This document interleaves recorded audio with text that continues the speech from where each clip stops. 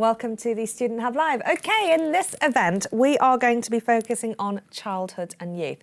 Some really, really topical, fantastic content here that pretty much anyone can engage with. But this session is specifically designed for students who are beginning their studies with childhood and youth. So let me explain how it all works. If you haven't come to one of these events before, welcome. They're live, interactive, and really, whilst we've planned some of the discussion here, this is a space for you as OU students to talk about things that really, really matter to you. Now, a lot of that might be related to content, but you might have some questions. You might have just been allocated your tutor.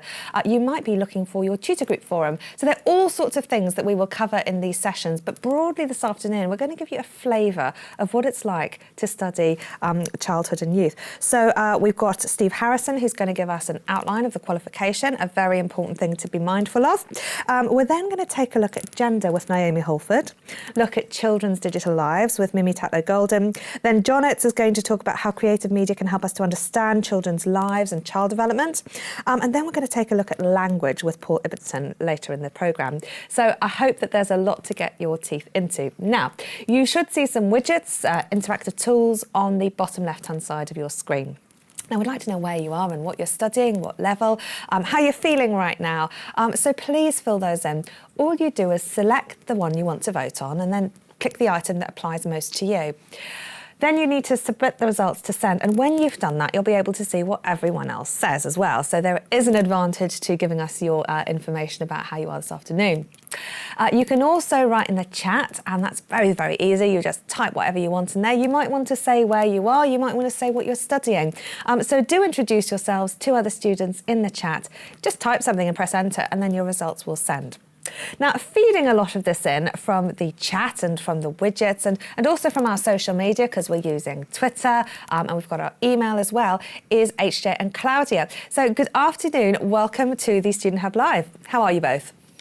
I think I'm doing really well. I'm really pleased to be on the chat again, and everyone's happy in the chat. And we've got Claudia helping us today and helping answer our questions as well. So yes, I think we're excited. Yeah, hi everyone, nice to be here. Hope I can help you.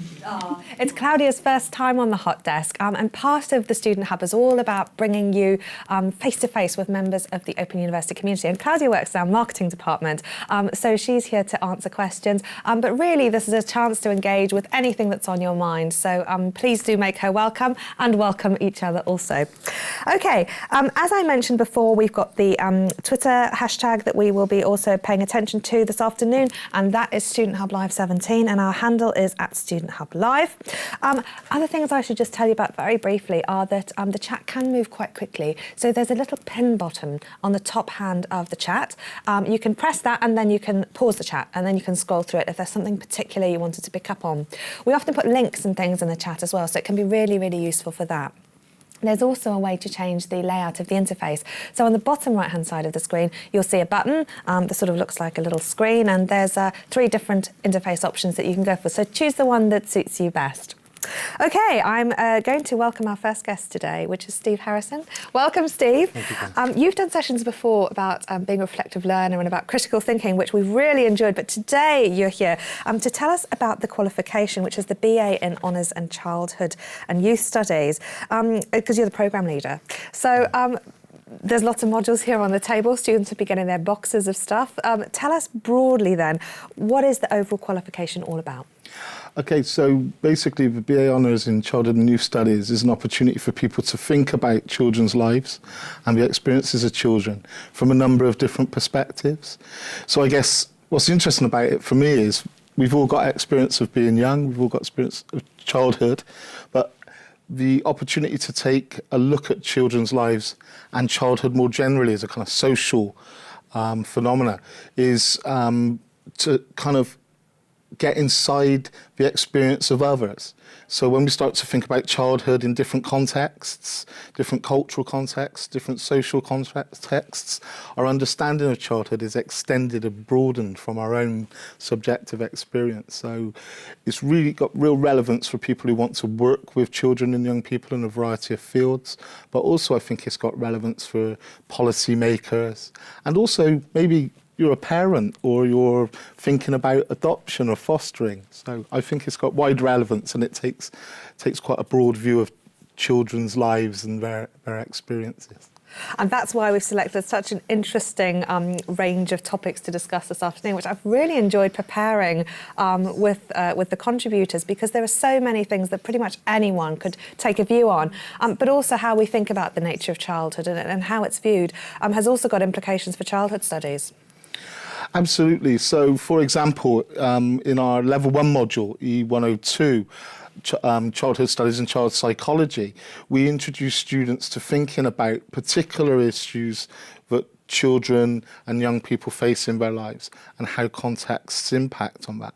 But how you look at those through different lenses, and how, for example, you consider something almost as everyday as gender and something that's given or seemingly given and unproblematic. When we start to look at that more closely with a kind of nuanced eye, if you like, through the lens of psychology or through the lens of sociology or anthropology, we can start asking questions about identity and how gender interacts with how we see ourselves and how we see others and how we see our place in society as children. And I'm really looking forward to talking to Naomi about that in a little while. Can you tell us then, whilst we don't want to generalise, you've mentioned some of the things that students might be doing with their qualifications, but broadly speaking, who are the students who might be doing this qualification pathway, Q23? Okay, so the majority of our students are female, as it happens, and many are working either part-time or full-time, so they're fitting their studies in with other things. A considerable number of our students will have already been working in the field of working with children and young people in some context.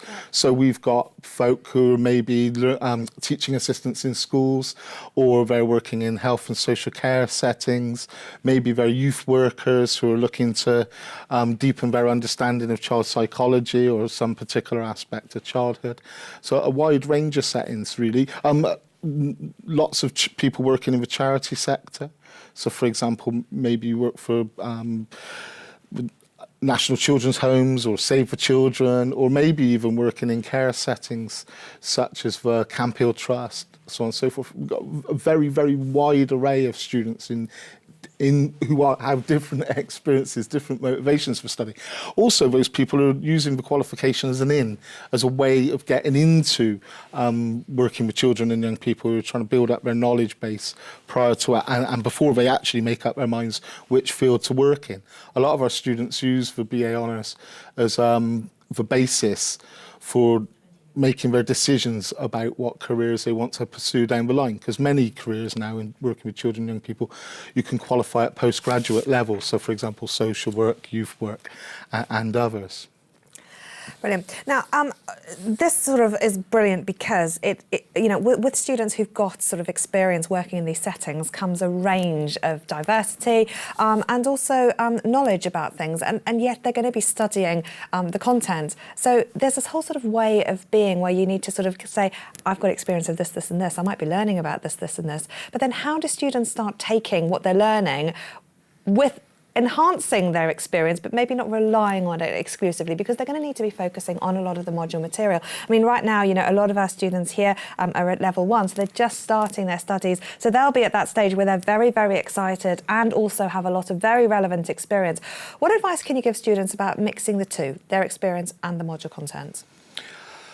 That's a really good question, actually. One of the things we focus on, particularly in level 1, but that progresses as you go through, is reflecting on how these new perspectives interact with your own and what challenges that they put to you. So, for example, within 102, we encourage students to keep a reflective diary, which is not just about noting what you've read, but noting how you respond to what you've read. And some of the material is really, really challenging.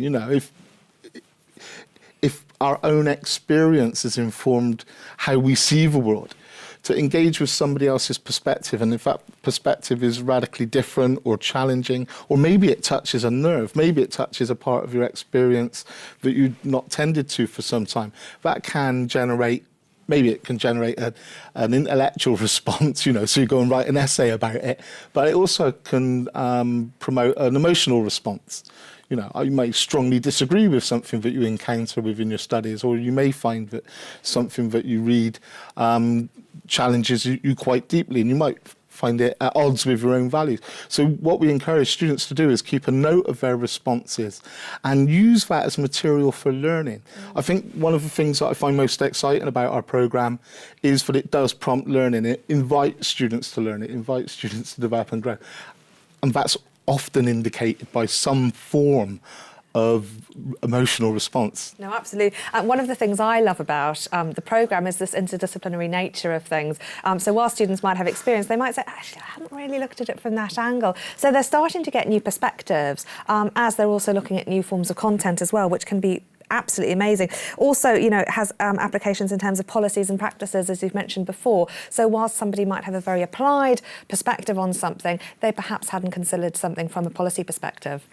Absolutely. And what's interesting about the team that's created this course and the team here that run it alongside our associate lecturers who tutor it is that we all come from different disciplinary backgrounds ourselves. So as you'll see with my colleagues who are presenting later on, each comes to the question of childhood from their own particular disciplinary background, be that sociology or be that psychology, or in my case, coming from professional practice.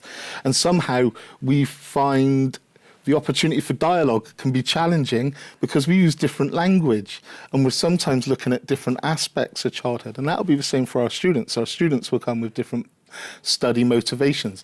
And our material tries to mediate that discussion and debate. Sometimes I think our students find it surprising that maybe within the materials, the two perspectives talk to each other quite strongly because maybe one perspective challenges another perspective. This has been the case to some extent with childhood studies and child psychology, where the two are maybe maybe it's a bit overstating it to say they're in conflict, but they challenge each other. Well, everyone I've spoken to, I said, so what is childhood and what is youth? And sort of, you know, we've got this sort of idea of, I'm not even going to get started on this, Steve, because it's, you know, it is incredibly contested in terms of what we mean by this. Sure. But the one thing that I guess we can agree on is that there is a sort of vague age range at which this is specifically looking at. I just want to take a quick trip to the hot desk to see what people are talking about at home.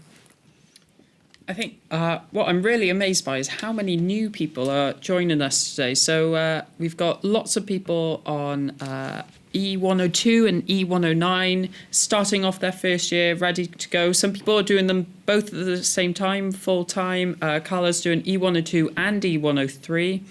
And Samantha in the room is an experienced student. She's starting her second year, so that's good to know that someone made it through. That's really motivating, and perhaps she has lots of tips to get us off to a good start as well. And Claudia's been finding out how what people are looking forward to as well.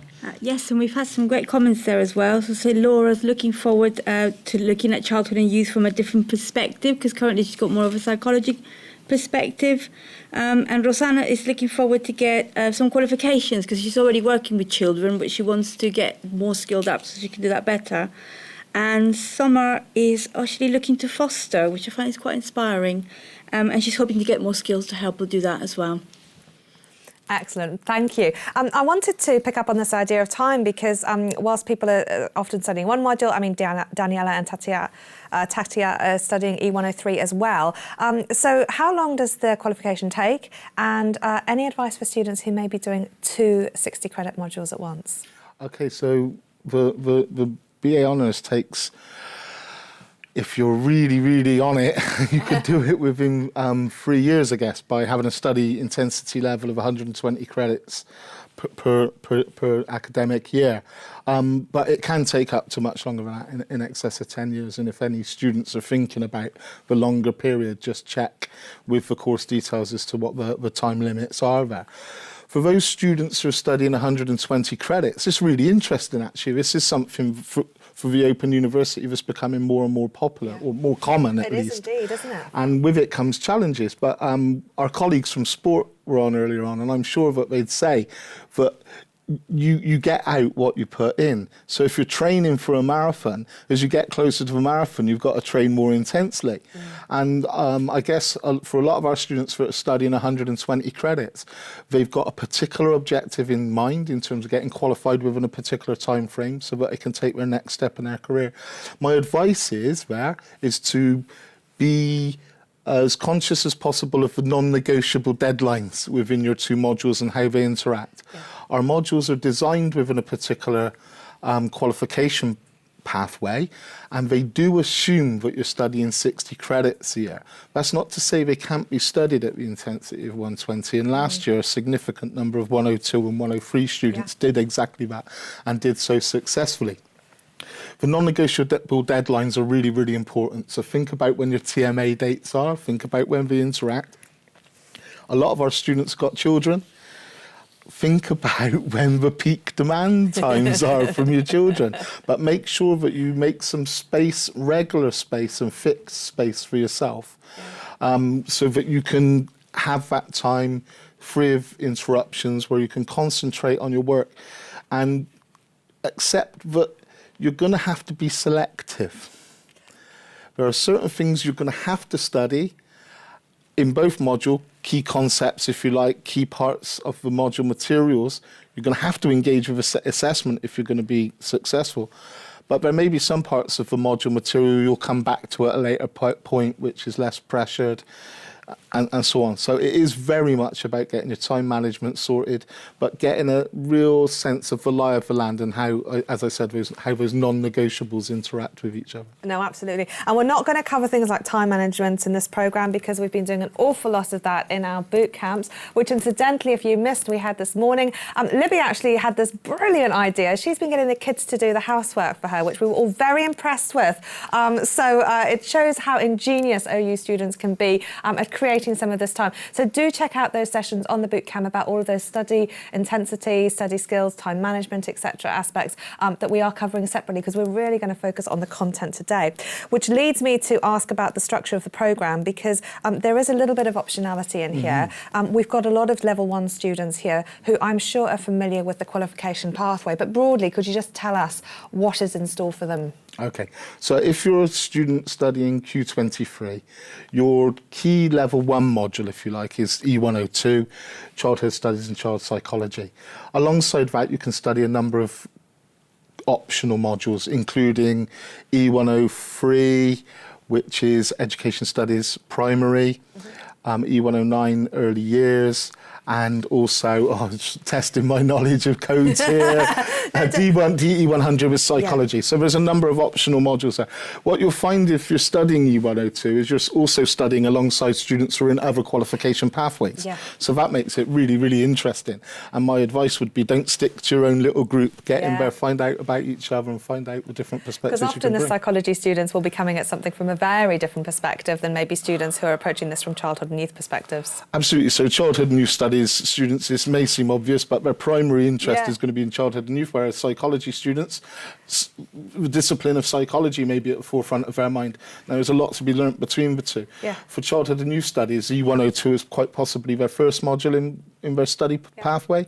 Maybe for psychology students, it might be their second. So you're going to have a mix of experiences. You can tap into that. And the psychologists will be focusing on child development. So again, different sort of questions and different ideas coming from the same content. What happens at level 2 then? Okay, so at level 2, our core compulsory module there is E212 Childhood, which is the longest standing of our modules within Q23. And Childhood is a really rich, exciting module, which takes students much more deeply into childhood studies itself.